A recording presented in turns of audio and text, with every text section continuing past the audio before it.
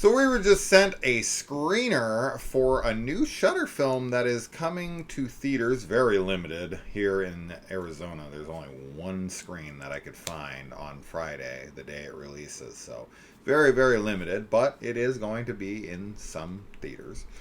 And eventually will pop up sometime on Shudder in the near future, I'm sure. This is actually brought to us by a YouTube duo, which they have separate channels but sometimes work together. Chris Collins wrote and directed and stars and all of that here, and she has a very popular channel on YouTube. I knew nothing about this person. Kaylee just so happened to know about her. I did. So she clued me in on that fact. Otherwise, I would have had no fucking idea. So I'm glad that you did. And then her partner in crime here, Selena Spooky Boo, I guess is the name that she goes by. And that's the name she goes by in the movie as well. So once again, they're playing themselves. And they have a very big following. So I think they have a built-in fan base for this film.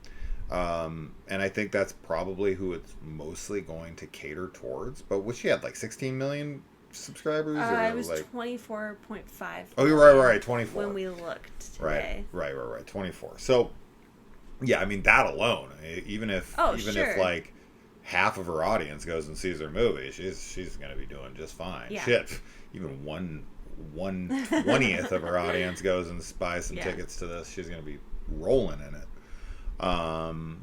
So anyway, they go out. They're supposed to go to this like cemetery, but Chris has a trick up her sleeve. She's actually gonna take her and her friend and their cameraman to a new location. She's sick of doing the same old shit, so she's gonna go somewhere where no one else has gone before. Yep. And they get there, and they try to paranormally investigate the house, and things start to happen, and you know the gimmick. It is found footage. I think I mentioned that, or maybe I didn't. I don't know if we did. But yes, it is a found footage film, which we are massive fans of found footage, as well as the horror genre, obviously. So we are kind of the target audience for this, right? Outside of her fan base. Mm-hmm. But, outside of her fan base, it is the horror community and the found footage one specifically. So, I like to preface that by, saying all of that so I can tell you that I hated this.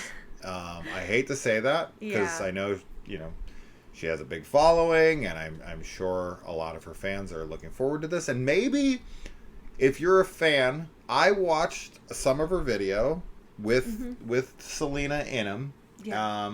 I thought they were, I don't know. It's not my brand. I don't really care for videos like that personally. So already I can tell just by watching their videos, like, okay, if I would have seen these before, I don't think I would have thought these movies are for me, or this movie is for me. Yeah. But, anyway. Yeah, I would say that the movie does, I mean, I haven't really watched any of their videos either, but... So, I don't know. I feel like we're not the best people to kind of compare and contrast it. No, the little bit of the video of theirs that we did watch, they seem much more dynamic. And, this is that kind of brand of ghost hunting paranormal investigators that really likes to incorporate, like, humor with their investigation, which is fine. That being said... The film has small bits of humor injected maybe in the beginning, like their personalities coming through. Mostly Selena Spooky Boo, I feel, is maybe more herself. Relief, and then there are some plot things that happen that I think explain why they don't act that way, obviously, the whole movie.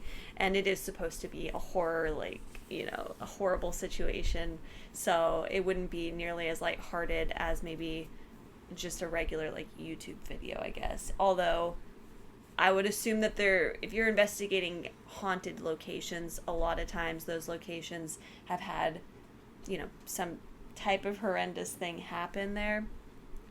All that to say, I also didn't like this film at all. I think that the pacing is really horrible. I feel that there is not enough explanation whatsoever for the history of the location, of what's going on, and it doesn't need to be a huge explanation, truthfully. Nope. Found footage films do work best when they have more ambiguity, yeah. And so, but this just feels very underdeveloped, half-baked. Yeah. very, yeah. And so, and it's a shame because we do really want to support independent filmmakers, and especially found footage. We're huge fans of it, but this just really didn't work. And on top of all of that, the scares were awful. I didn't like any of them. I mean, it's hard to even suggest that there was an attempt at one, but yeah, I suppose whatever there might be. Just the atmosphere wasn't set up well, and I think that if you're I don't know. Yeah. I don't know. I feel really bad because I don't want to like rip it apart, but it's just like, Same. There's one of the reasons people like watching ghost hunting videos and stuff is because of the atmosphere, because of the tension of like, oh my god, something's gonna hit that device and make a noise or whatever. And there are devices used in this, and there is some of that, but not nearly enough, and not enough mounting tension, and not even in a way where you could argue, oh, they're just trying to make it believable and more realistic. Sure. I feel like a really good contrast to this film, if you want a hyper realistic, believable, but also super scary, well thought out, and very detailed, realistic ghost hunting, is the Blackwell Ghosts. Yeah. That's what I would say is like a far superior version of this, and what any found footage person looking to make a haunted house ghost hunting type of video should use as you should watch at least the first or second of those just to get an idea, because he does such a phenomenal job with making everything very believable and realistic, but also very scary. And there is, elements to this, not to go on too much longer, but there's some more, I don't know. Actually, I'll just stop. I feel like I'm rambling, and you're fine. I feel bad. I mean, if you are going to compare it to the Blackwell Ghost, I mean, I think that's a good segue to get into, one of the other big issues with the film, and it's like what you were talking about with the paranormal investigation style here and the believability factor. What makes something like the Blackwell Ghost, or anything like it, doesn't have to just be that one. It can be anything. It can be Grave Encounters. It can be whatever. Pick your poison. When it comes to found footage or paranormal investigation shows on YouTube or on television or whatever. Mm-hmm. Another huge element of those things that keeps people intrigued outside of the haunts and the spooks and the thrills is the lore, is the dissection of the goings-ons before and during the time that they're there. I mean, even in something as bare bones and as basic as the Blair Witch Project, there is a lore set up there that you can draw so much inspiration from for not only future films, but also books and documentaries that were based on them, which they did all of these things, video games and friggin' all sorts of things. So there's a rich lore there when they get into the history of Blair, and they get into the Blair Witch and the Burkittsville 7 and Coffin Rock, and there's so much to draw from that really can pull your imagination into the experience, so that you can start to like piece together things as they're developed in the film, and you can, even if maybe the horror aspects don't work, you might take something cool away from the lore that was created. And I feel like this film doesn't really offer any of the above. I don't like the characters.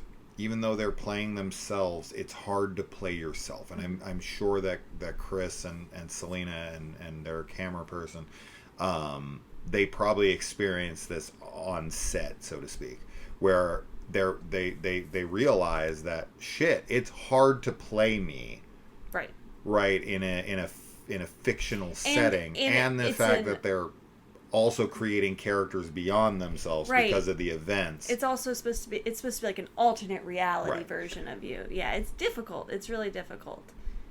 So so that I think,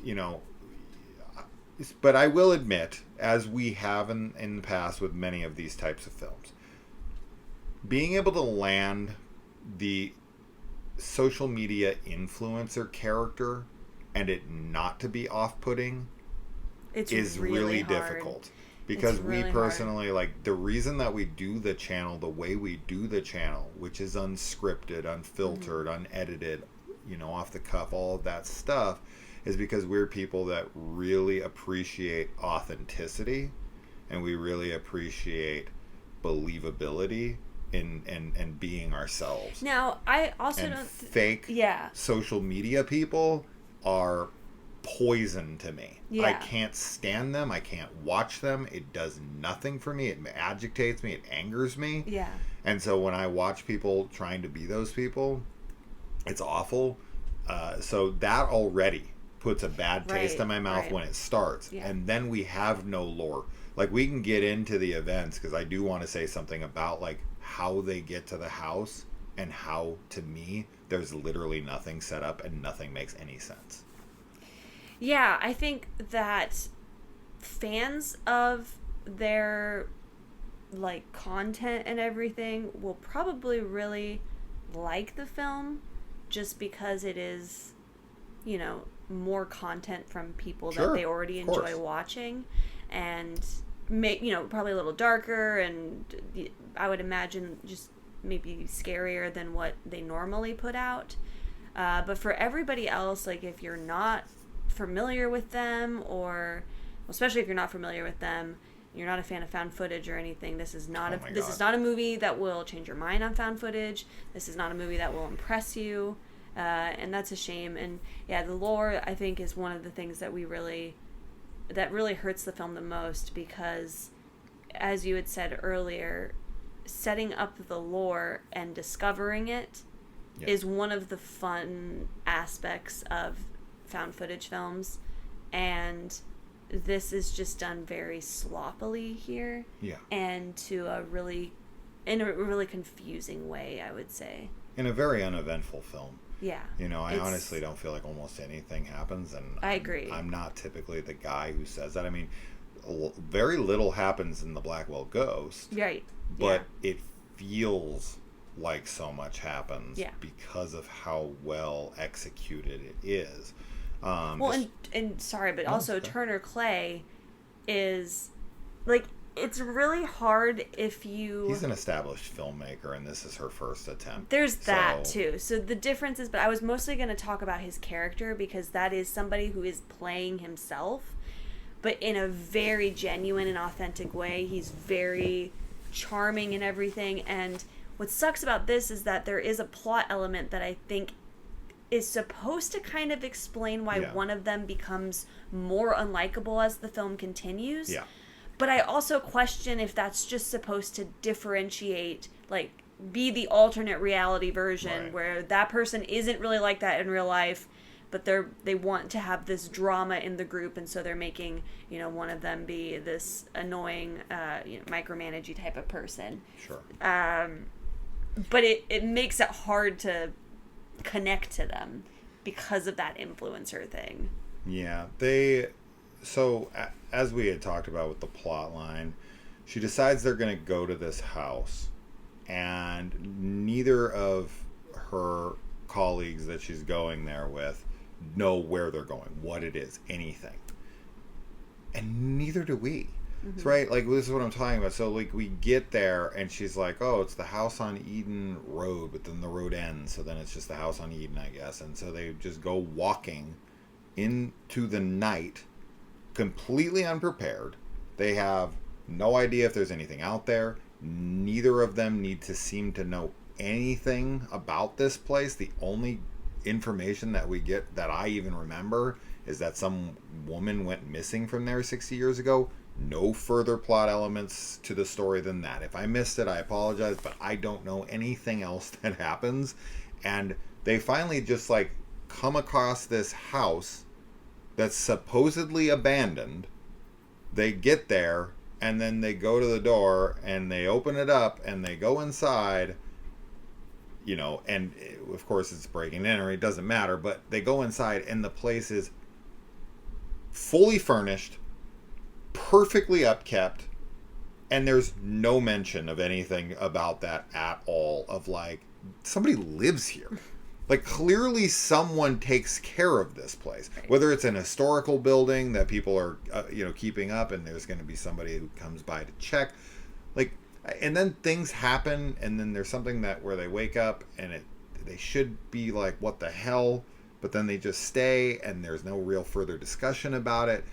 It just never makes any sense. I don't want to talk any more spoilers. It's not really spoiler talk, but I'm trying to avoid spoilers. But there's just so many moments where I'm looking over at Kelly and I'm asking her questions. Glad we didn't see this in the theater. Because there's another thing. Shaky cam. Yeah. I have watched a lot of shaky cam movies in my life. This one has some of the worst I've ever seen. Shaky and then very unfocused. Oh my god, the focus stuff. Really hard. Where someone's just like sitting at a table and they're filming him, and the focus keeps going in and out, in and out, in and out. Yeah, where there's no reason for it to not be in focus. I mean, I guess it could technically be part of the plot. I don't think so. With how it ends, I don't think so. One of our biggest if how it ends is the way that, I can't really say, but like that kind of takes away something for me. I don't know. I don't think that the camera stuff is part of the plot, but it is one of our biggest pet peeves with found footage films when there's screen distortion or camera issues that are just not, the only reason they're there is to make it seem creepier or scarier or to hide something that they can't and afford. It can be used, like, obviously it can be used successfully. But this one, I did not like the way it was filmed. I thought it was very, like, nauseating to watch at times. And, I don't know. I feel like we've shit on it a lot, but... I mean, we just wanted to give our honest hour opinion. And 17 minutes, and we have I think we have the right... to talk about how it made us feel. this for, like, 10 or 15 minutes. I'm very curious, I think, about what their fans will think. I do feel that they will enjoy it, so at least there's that. I mean, even though it's not for us, if their fan base and everyone that loves them loves the film, then that's wonderful. I'm very happy about that. But for our audience, if you're not a fan of them, this is not something we recommend, unfortunately. No. We would much rather point you in the direction of the Blackwell Ghost movies. Oh, I got much more. I mean, if you're wanting the haunted house movie, a realistic haunted house movie, so to speak, that's found footage. Made by a real person playing himself. Yeah. Yeah, I get you. But anyway, I guess that's probably it, right? If you want to watch an awesome found footage horror film on Shudder that is about influencers going to a haunted house in the middle of nowhere and filming themselves, watch Deadstream. Oh, yeah. That movie rules. That one's rad. That one's super rad. Yeah. And they're supposed to be, they just got tapped to make the new Amityville horror movie. Oh, right. That's super exciting. Anyway, that's that. All right, guys. Sorry. Yeah, we shit on the film so hard, but that's what we had to do. Just being honest. Yeah. All right, guys. Adios. Bye.